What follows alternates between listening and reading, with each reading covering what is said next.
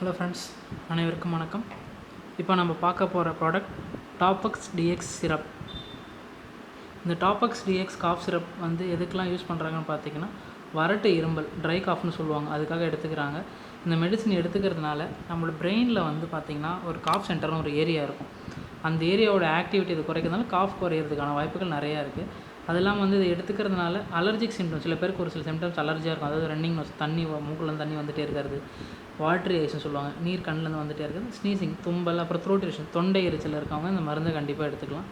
இது வந்து 100 ml மட்டும்தான் வருது. இதோட விலையும் பார்த்தீங்கன்னா 82 ரூபாய் வரும். இதில் இருக்க எலமெண்ட்ஸ் என்னென்னு பார்த்தீங்கன்னா, குளோர்ஃபெனிராமின் மேலேட் 4 mg, ஒரு 5 ml 4 mg இருக்குது. டெக்ஸ்ட்ராமெத்தாஃபன் ஹைட்ரோப்ரோமைட் ஒரு 5 ml 10 mg இருக்குது. இதை மேனுஃபேக்சரிங் பண்ணுறவங்க ஓசன் ஃபார்மசியூட்டிகல்ஸ் பிரைவேட் லிமிடெட்.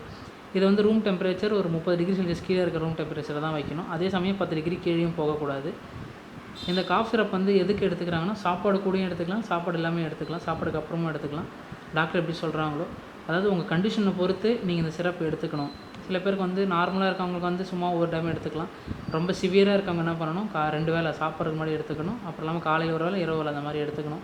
நீங்கள் வந்து உங்களுக்கு இந்த சிம்டம்ஸ்லாம் குறையிற வரைக்கும் நீங்கள் எடுத்துகிட்டே இருக்கணும். அதாவது சப்போஸ் வந்து உங்களுக்கு சிம்டம்ஸ் வந்து குறையிறதுக்கு முன்னாடி நீங்கள் இந்த சிரப் எடுத்துக்க நிறுத்திட்டீங்க அப்படின்னா, உங்களோட சிம்டம்ஸ் வந்து மறுபடியும் அதிகமாகிறதுக்கான வாய்ப்புகள் ரொம்ப அதிகம். இந்த மெடிக்கேஷன் எடுக்காமல் மற்ற மெடிசன் எடுத்திங்கன்னா உங்களுக்கு ஒரு சில சைடு எஃபெக்ட்ஸ் ஏற்பட வாய்ப்புகள் இருக்குது. அது என்னென்னு பார்த்தீங்கன்னா, வாந்தி வர மாதிரி ஃபீல் ஆகலாம், ஸ்கின் ரேஷன் சொல்லுவாங்க, தோல் ஒரு மாதிரி வர மாதிரி வாய்ப்புகள் ஏற்படும். அதெல்லாம் வந்து பார்த்திங்கன்னா இது எல்லாமே டெம்பரரி தான், ரொம்ப சீரியஸாலாம் எதுவுமே ஆனது கிடையாது. இந்த மெடிசன் எடுத்துகிட்டால் கண்டிப்பாக உங்களுக்கு தூக்கம் வரும். அதனால் வந்து டிரைவிங் பண்ணவே கூடாது. அதெல்லாம் வந்து ஆல்கஹால் எடுத்துக்கக்கூடாது. ஆல்கஹால் எடுத்துட்டிங்கன்னா ஆல்ரெடி வந்து இந்த மருந்து எடுத்தவங்க உங்களுக்கு டிசினஸ், அதாவது டிசினஸ்னால் மயக்கம் வர மாதிரி இருக்கும். நீங்கள் ஆல்கஹால் எடுத்துகிட்டீங்க இன்னும் உங்களுக்கு மயக்கமாக வர கண்டிஷன் கொஞ்சம் பேட் ஆகிறதுக்கான வாய்ப்புகள் நிறையா இருக்குது. இந்த மெடிசன் எடுத்துக்கோங்க, உடம்புல வந்து நீர் சத்து குறையிறதுக்கான வாய்ப்புகள் இருக்குது. அதனால் நீங்கள் நீர் சத்து அதிகமாக எடுத்துக்கணும். அதாவது நீங்கள் இந்த மெடிசன் எடுத்துக்கிறதுக்கு முன்னாடி உங்கள் டாக்டர்கிட்ட சொல்லணும், எனக்கு இந்த மாதிரி ஏதோ உங்களுக்கு ஏற்கனவே வந்து லிவர் பிரச்சனை ஏதாவது இருந்துச்சுன்னா கண்டிப்பாக டாக்டரை கன்சிடர் பண்ணுறது ரொம்ப நல்லது.